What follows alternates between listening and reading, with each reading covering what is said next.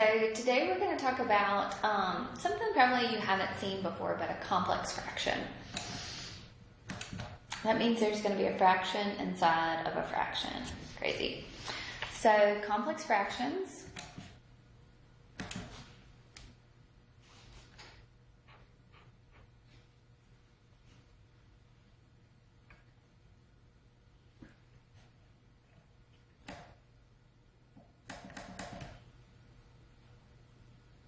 Okay, so complex fractions.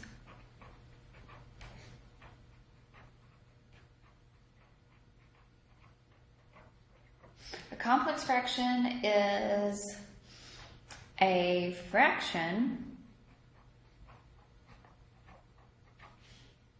in which the numerator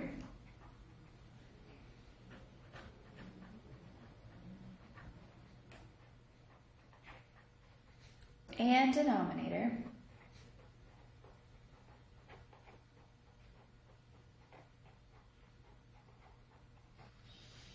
both contain fractions. So a complex fraction, I'm just going to give you an example here, is something like this: 1/2 divided by 2/3. Okay, this is what a complex fraction is. So you've got an overall numerator and you have an overall denominator. Okay, so this is considered a complex fraction. Okay, so when we want to simplify complex fractions,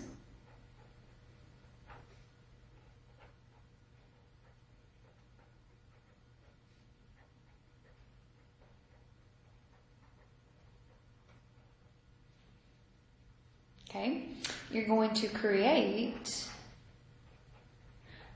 a single fraction in the numerator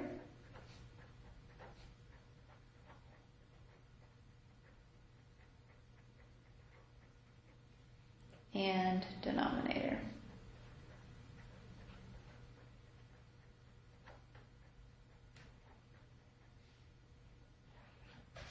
Okay, then you're going to set up as a division problem.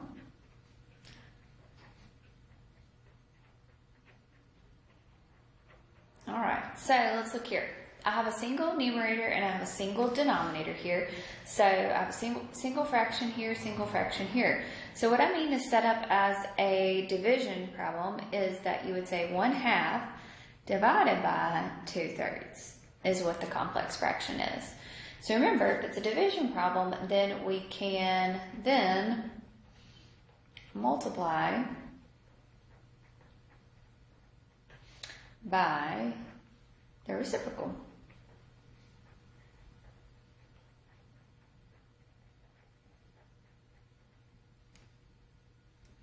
So that means 1/2 times 3/2.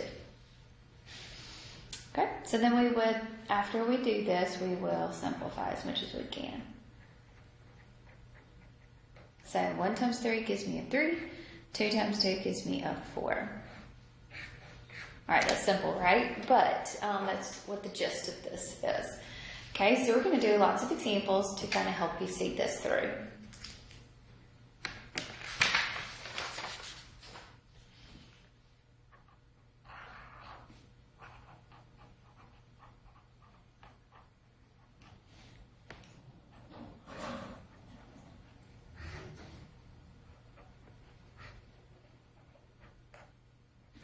Okay, so I have a complex fraction, I have a fraction in the numerator, and I have a fraction in the denominator. I want to have a single fraction in the numerator, and I want a single fraction in the denominator, which I have, so I don't have to worry about that. So now I'm going to set it up as a division problem.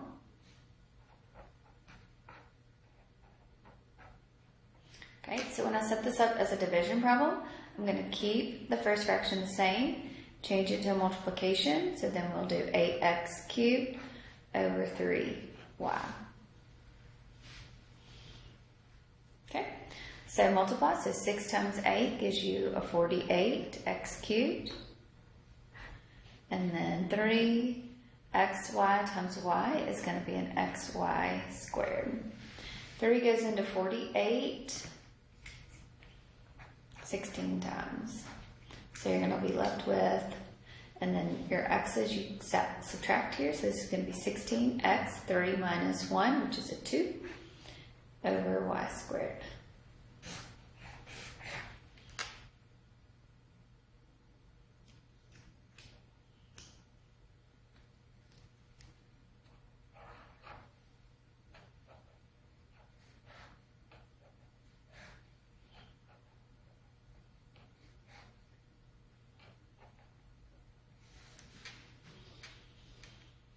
All right, do this one for me.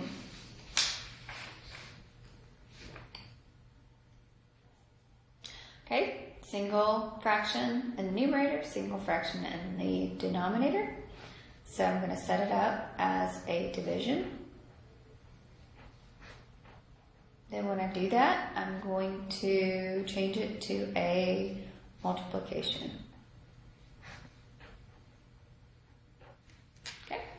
So once I do this, I need to simplify. So I'm going to have k minus 1 up here.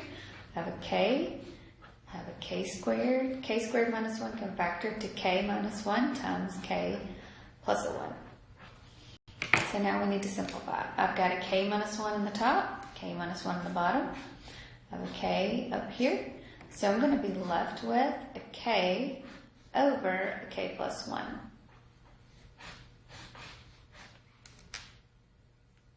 Okay? Alright. Y'all do this one for me.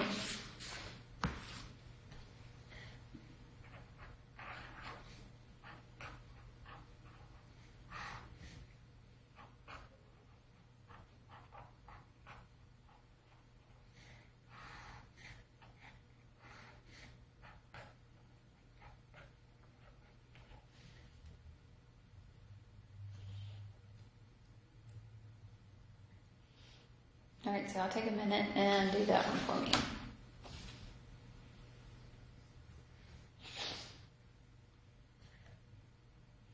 Okay, it's a single, so we get x plus 2 over x squared plus 6x plus an 8 divided by 1 over x squared minus x minus 20.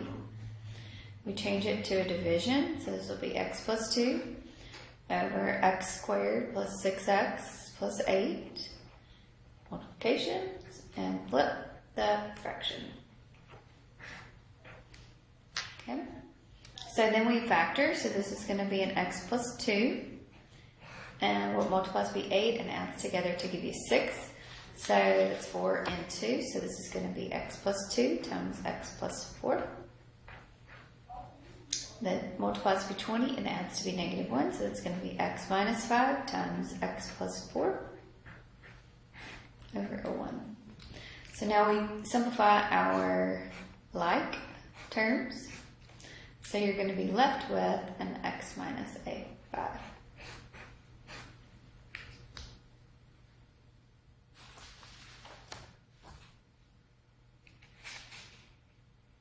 Okay.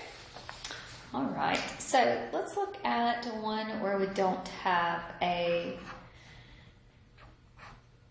denominator, one fraction.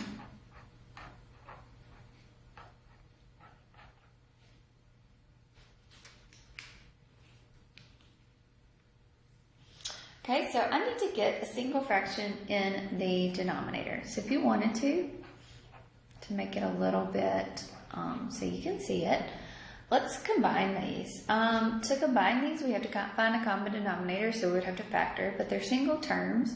So this fraction needs a q, this fraction would need a q, this one needs a p. So this is going to be q minus p over PQ. Okay, so this is 1 over PQ all over Q minus P over PQ.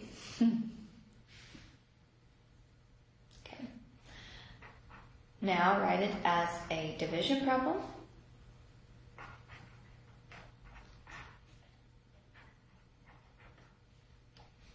And then once you write it as a division problem, write it as a multiplication problem. Okay, and then now both of these are going to go away. So I'm going to be left with 1 over Q minus B.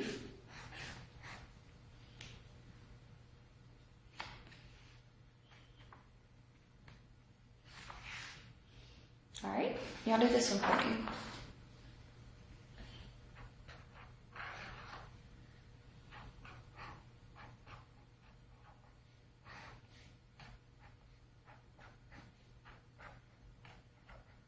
So you have to get one single fraction in the numerator and one single fraction in the denominator. Okay, so this one is already in fraction, already a single fraction, but this denominator is not. So I need to find the common denominator. The common denominator is going to be an x plus 2. So I need to multiply by x plus 2 here. So when I do that, this is going to be x plus 2 minus an x all over an x plus 2. So this is going to be a 2 over x plus 2. So the numerator up here stays the same. The denominator is going to be 2 over x plus 2. So we're going to keep the first fraction, change it to multiplication. I'm going to go ahead and just do this, x plus 2 over a 2. So now my x plus 2's are going to go away, so I'm going to be left with x over a 2.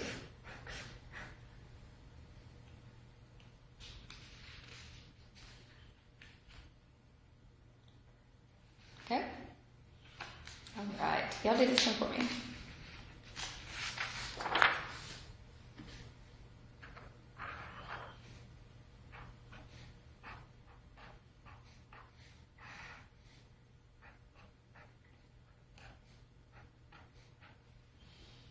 Okay, so both of these we're going to have to get a common denominator.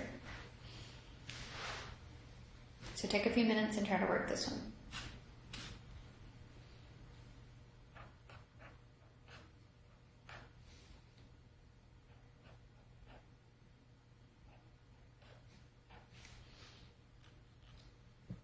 Okay, so common denominator is a y for both of these.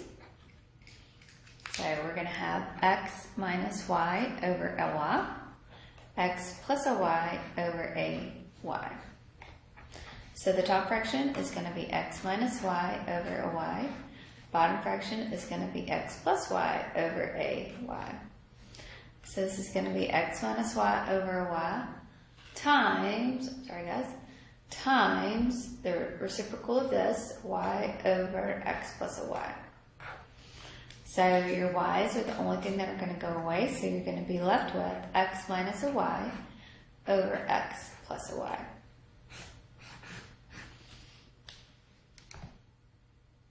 Okay?